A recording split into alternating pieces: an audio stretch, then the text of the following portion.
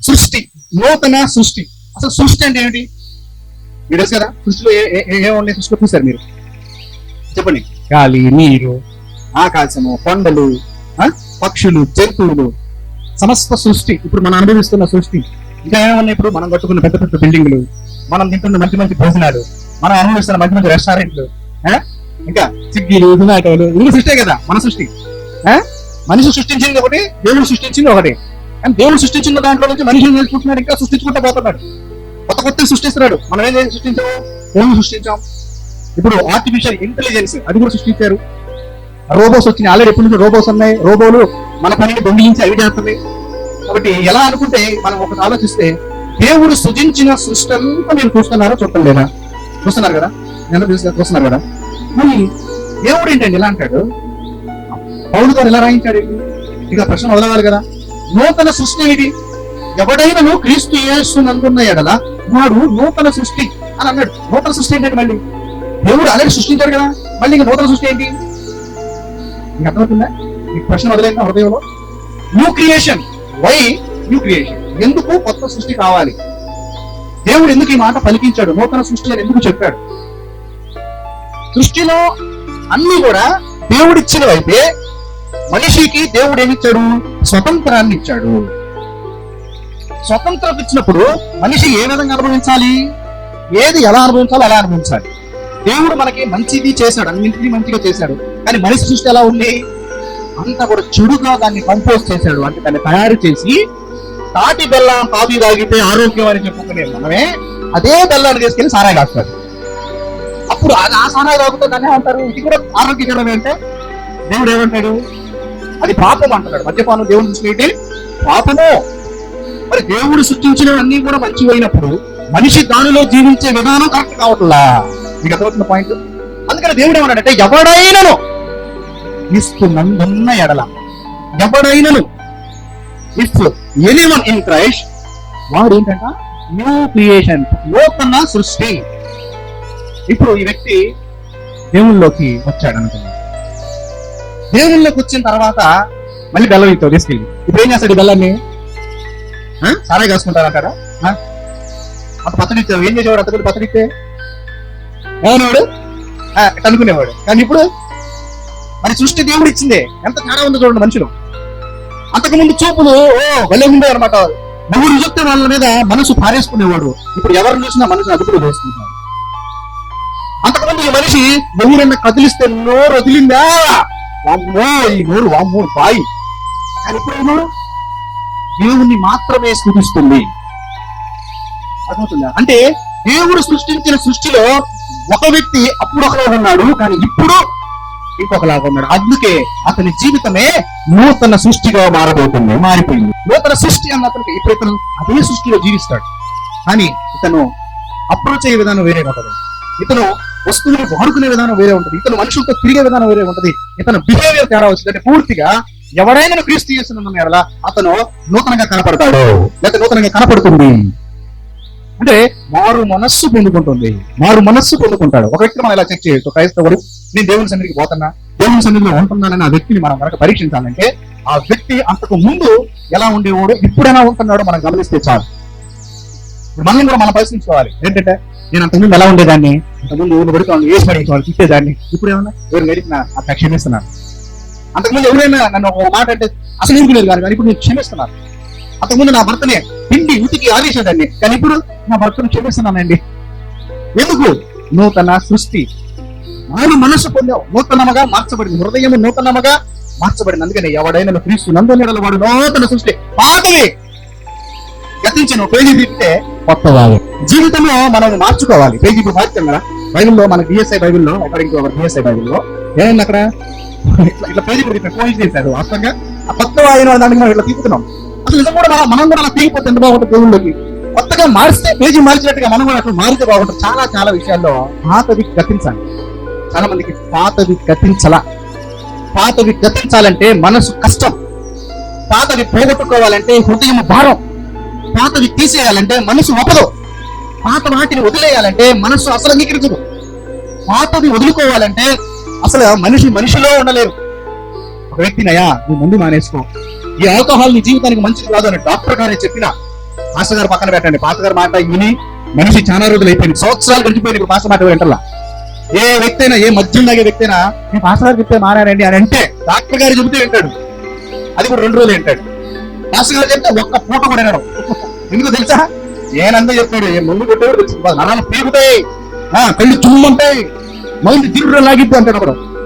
నీకేం తెలుసు, ఈ పాస్టర్ గారికి ఏం తెలుసు, నాకు తీసుకుని బాగా అంటారు. నేను భారతదేశంలో తిరుగుతున్నాను, ఆ సమస్య లేదు.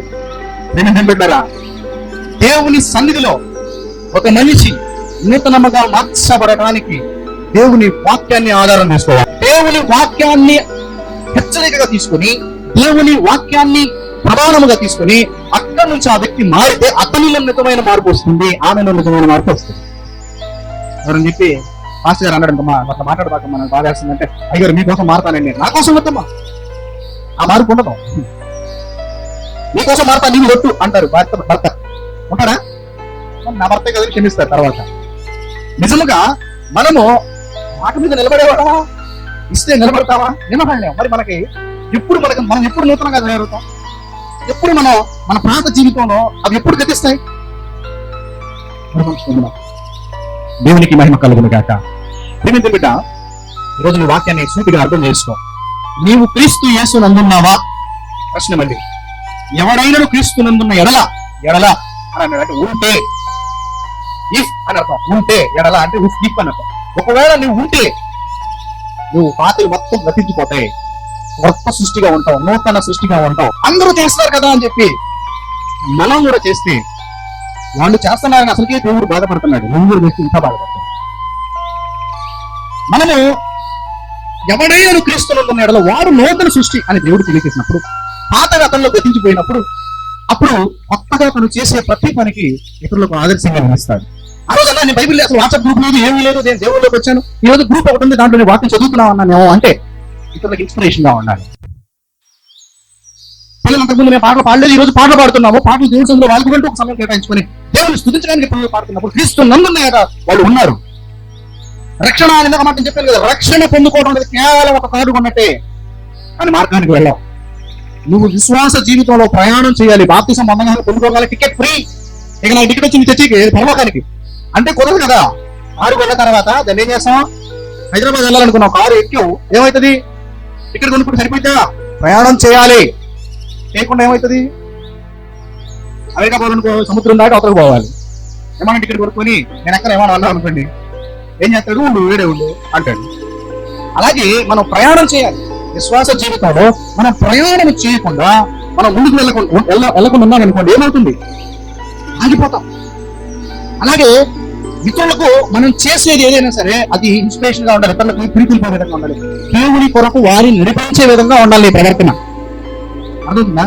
ఈరోజు మన ఫ్రెండ్షిప్, మన స్నేహము, మన బంధుత్వము, మన బంధువుల్లో, మన కుటుంబ సభ్యుల్లో మనం చేసే ప్రార్థన, మనం చేసే పనులను బట్టి మన పిల్లలు కూడా మనల్ని ఫాలో అవుతున్నారంటే దాని అర్థం ఏంటంటే తెలియకుండానే నూతన సృష్టిగా మీరు మార్చబడ్డారు. నూతన అలవాట్లు కూడా వస్తాయి. నా మాటలు అర్థం తగ్గుతున్నారు.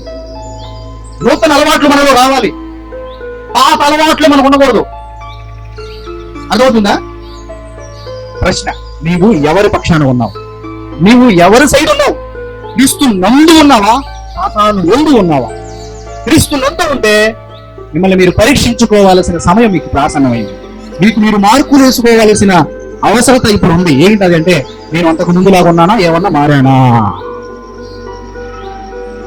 కాసేపు ఆలోచించిన తర్వాత మీరు ఇంటికి వెళ్ళిన తర్వాత అనుకోండి, ఏంటి నాలో ఏ మార్పు లేదా అని అనుకున్నారు. ఫర్ ఎగ్జాంపుల్, ఇంకా మీరు క్రీస్తు లేరు, ఇప్పుడు అప్పుడు అనిపిస్తుంది చాలా మారాను అనిపిస్తే మీరు క్రీస్తు నందు ఉన్నారు, బంగ్లాదేశ్ గట్టి తప్ప కొట్టుకోండి. క్రీస్తు నందు ఉంటే అలవాట్లు అన్ని పాత అలవాట్లన్నీ పోతాయి. ప్రార్థన అలవాటు చేసుకుంటాం, బైబిల్ చదవడం అలవాటు చేసుకుంటాం, చర్చికి రావడం అలవాటు చేసుకుంటాం, క్రమం తప్పకుండా మిస్ అవ్వకుండా ప్రతి ఆదివారం కూడా దేవుని సన్నిధిలో ఉండాలనే ఆలోచన మనం ఉంటుంది. మనం బాగానే ఉన్నాం. మన పిల్లలకు కూడా దేవుడి వాక్యం ప్రార్థన నేర్పిస్తే పిల్లలు ఇంకా బాగా పట్టుకోగలుగుతారని చెప్పి పిల్లలకు కూడా దేవుడి సన్నిధిలో మాటలు, దేవుని వాక్యాన్ని బోధిస్తాం. అలా చేసినప్పుడు మనం నూతన సృష్టి అవుతాం. పాతవి గతించినయా? ప్రశ్న. కొన్ని ప్రశ్నలు వేస్తున్నా. నువ్వు క్రీస్తు నందున్నావా? ప్రశ్న 1. ప్రశ్న 2, పాతవి గతించినయా? ఒకవేళ క్రీస్తు నందుంటే నీవు పాత ఉండటానికి లేదు. అదొద్దండి, పాతవి నీలో ఉండటానికి లేదు. 2 ప్రశ్నలు కాదు. 3వ ప్రశ్న, 2 ప్రశ్నలు పాస్ అయితే 3వ ప్రశ్నలు ఆటోమేటిక్ సమాధానం వస్తుంది. సమస్తము కూడా కొత్తగా అవుతాయి. అర్థమవుతుందా? సమస్తము కూడా ఏమవుతాయి? సమస్తము కొత్త అవుతాయి. ఏంటి? నీ అలవాట్లు, నీ మాటలు, నీ చూపులు, నడవడిక, బంధువుల్లో నీ మాట తీరు, ప్రార్థనలో నీ సన్నిధిలో నీ మాట తీరు, చర్చిలో నువ్వు చేసే బిహేవియర్, దేవుని సందులో నువ్వు పడేటువంటి నీ ప్రయాణం, నీ విశ్వాసము, నీ ప్రార్థన, నీ పిల్లల పెంపకం అన్ని కూడా పాతలుగా ఉండవు, కొత్తగా ఉంటాయి. దేవుడు ఎవరితో మాట్లాడుతాడు? మనిషితో మాట్లాడు, మనిషి హృదయంతో మాట్లాడతాడు, వ్యక్తితో మాట్లాడు. నువ్వు ఎలా ఉన్నావా, నీకు ఏ కులమా, ఏ మతమా, లేకపోతే నీ జీవితం ఏంటి, నీ గతంతో మాట్లాడు. దేవుడు నీకు ఎలా మాట్లాడతాడంటే నీ గతం మర్చిపో, నా ఏంటి ఉండాలి. చాలా మంది గతంలో బతుకుతూ ఉంటారు. నా వృత్తిలో ఆ మాట చెప్పుకోవడానికి లేదు. మనుషులు అనుకుంటారు, నేను ఎంత నా పాస్ట్ నా వెనక తెలిస్తే, ఎవరికైనా నా గురించి తెలిస్తే నాతో మాట్లాడరేమో, ఎవరికైనా నా గురించి తప్పుగా నా గురించి ఎవరైనా చెప్తారేమో, అమ్మ నాకు ఫీలింగ్ ఉంటారు. నా గురించి ఎవరైనా తప్పుగా చెప్తారేమో, ఈ విషయం సంఘంలో తెలిస్తే నన్ను అవమానంగా చూస్తారేమో, నేను చెప్తున్నాను కదా. దేవుడు ఒక మాట అన్నాడు, రోమపత్రిక మనం చదువుకున్నాం, ఏ దేహము లేదు, అందరూ పాపము చేసి దేవుడు అనుగ్రహించు మహిమను ఎవరు తప్పు చేయాలని ఎవరు లేదు. అదొక ఎవరు పాపం చేసిన ఎవరు ఒక్కడు కూడా లేడు, అందరూ పాపం చేశారు, నా మహిమనే పొందలేకపోతున్నారని దేవుడు అన్నాడు. అన్నయ్య మీరు కూడా దేవుడు మహిమను పొందలేకపోతున్నారు. ఎస్, ఎవడనో నీతిమంతుడు ఒక్కడనో లేడు. క్రీస్తును బట్టే, ఈ వాక్యాన్ని బట్టే మనం పరిశుద్ధులుగా తీర్చబడుతున్నాం, మార్చుకుంటున్నాం, మళ్ళీ మనం చెక్కుకుంటున్నాం. ప్రతిరోజు దేవుడు మనల్ని చెక్కుకుంటూ పోతున్నాడు, పరిశుద్ధతగా చెక్కుకుంటూ పోతున్నాడు. అంతగానే ఆకాశం నుంచి 2 రెక్కలు వేసుకుని రాగానే దిగి ల్యాండ్ ఉన్న 2 రెక్కలు కట్ చేసుకుని నిలబడలా. నేను అర్థమవుతుందా? ఆకాశంలో 2 రెక్కలు వేసుకుని దిగి నేను సాక్షాత్తు దేవుని బిడ్డని, ఇక నా రెక్కలు తెంచి నాడు వేసేయాలంటే కుదరదు.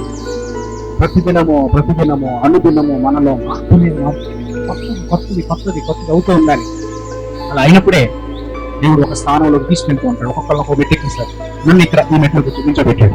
అర్థమవుతుందా? ఒక ప్రతి మనిషి కూడా నీతిమంతులుగా మార్చబడాలంటే అంతకుముందు నీతిమంతులుగా ఉండకపోవచ్చు, అంతకుముందు ప్రార్థనా పరులుగా ఉండకపోవచ్చు, అని ఇప్పుడు అనుదినము నీతిమంతులుగా, ఎందుకంటే మారాలని ఎందుకు కోరుకున్నాడంటే నేను క్రీస్తు నందు ఉండాలని ఆశపడుతున్నాను కాబట్టి అని ఆ వ్యక్తి చెప్తాడు. అందుకనే క్రీస్తు నందు ఉంటే మనం నూతన సృష్టిగా మార్చబడతాం.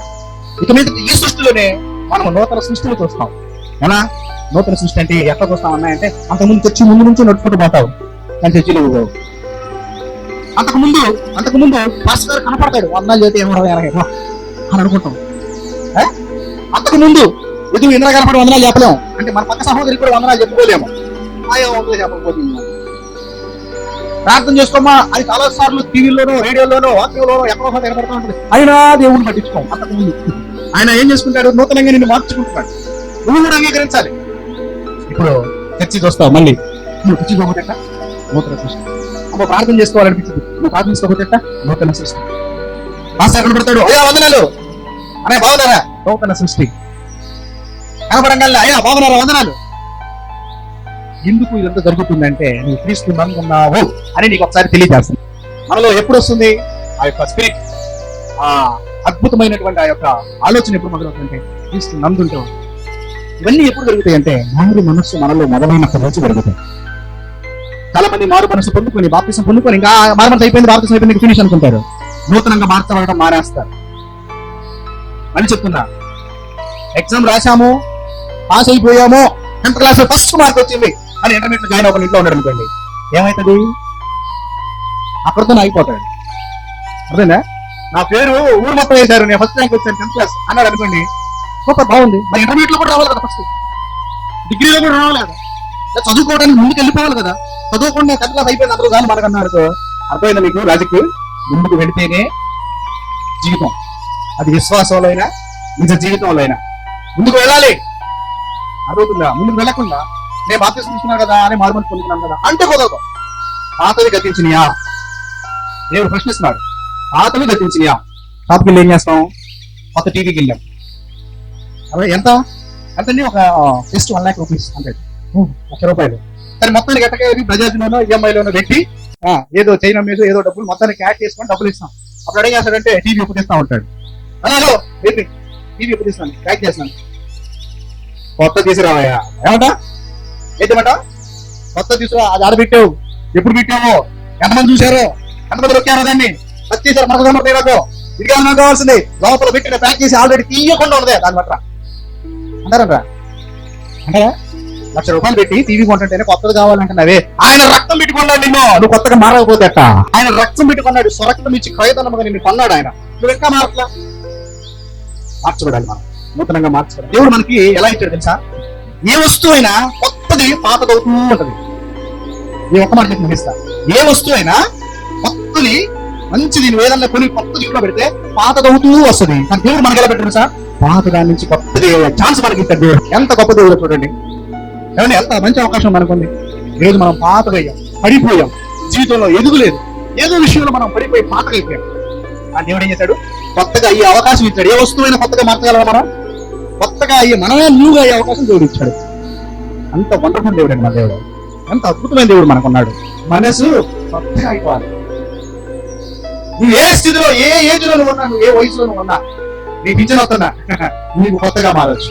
నువ్వు పాతవి గతించవచ్చు. నీ జీవితంలో పాతవి గతించాలంటే, నువ్వు కొత్తగా మారాలంటే నువ్వు క్రీస్తు నందు ఉండాలి. ఉన్నావు కదా ఆల్రెడీ? ఉన్నా, చాలా రోజుల నుంచే ఉన్నాను. అయితే చాలా రోజుల నుంచి ఉన్న పాతవి ఈ రోజు కావాలి. ఈరోజు చంపేయాలి, కొట్టాలి, గిరగరగా కొట్టాలి. ఏం కొట్టాలి? పెన్ను పెట్టి గీసేయాలి. ఇంటికి పోయి ఏం చేస్తారంటే ఒక పెన్ను తీసుకోండి, ఒక పేపర్ తీసుకోండి, మీకున్న పాత అలవాట్లని పెన్నుతో పేపర్ మీద రాయండి. రాసేసి కొట్టేసుకుంటారండి. ఇక రేపు నుంచి ఎన్ని చేయను, నేను ఎన్ని చేయను, ఎన్ని కుదరదు.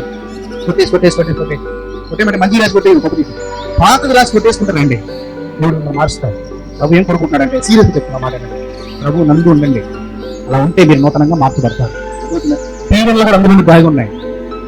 క్రీస్తు నందు లేకపోతే క్రీస్తుకు దూరంగా ఉన్నట్టే లెక్క. గుర్తుపెట్టుకోండి. ఆయన ఏమన్నాడంటే, ఇదే అధ్యాయంలో ముందు చదివితే, అసలు మనం ఈ శరీరంలో ఉన్నామంటే క్రీస్తుకు దూరంగా ఉన్నామని జాగ్రత్త పడండి అని అంటాడు. మనం క్రీస్తుకు దూరంగా ఉన్నాం, ఈ శరీరంలో మనం ఉన్నామంటే అసలు అప్పటికే క్రీస్తుకు దూరంగా ఉన్నాము. అయినప్పటికీ కూడా మనము క్రీస్తుకు దూరంగా కాకుండా దగ్గరగా అవ్వాలంటే మనం దేవుని యందు ఉండాలంటే మారు మనసు పొంది రక్షణలోకి వచ్చిన తర్వాత ఆయన యందు ఉండి నూతనంగా పాతని గతించుకుంటూ పోవాలి. అని ప్రభువు నీవు మారినప్పుడు అంత సంతోషపడతాడు, ఇంకా ఎక్కువ సంతోషపడతాడు.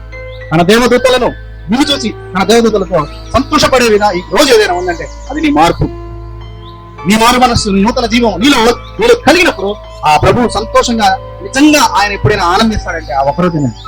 అది దయచేసి మీరు ఆ సంతోషాన్ని ప్రభువు మిగిలిద్దాం. దేవుడికి అంత ఇష్టం. ఇక్కడ దేవుని యందు ఉండటం దేవుడికి ఇష్టం. దేవుని యందు ఉన్నావు కాబట్టి ఇక చర్చిలో ఉన్నావు 8 సంవత్సరాల నుంచి అయినా దేవుని యందు ఉన్నావు కాబట్టి ఇంకా నువ్వు దేవుడి కార్యాలను పొందుకుంటావు. That is very important. దేవుడి మనం దీవించి ఆశీర్వదించింది కాక. ఆమేన్.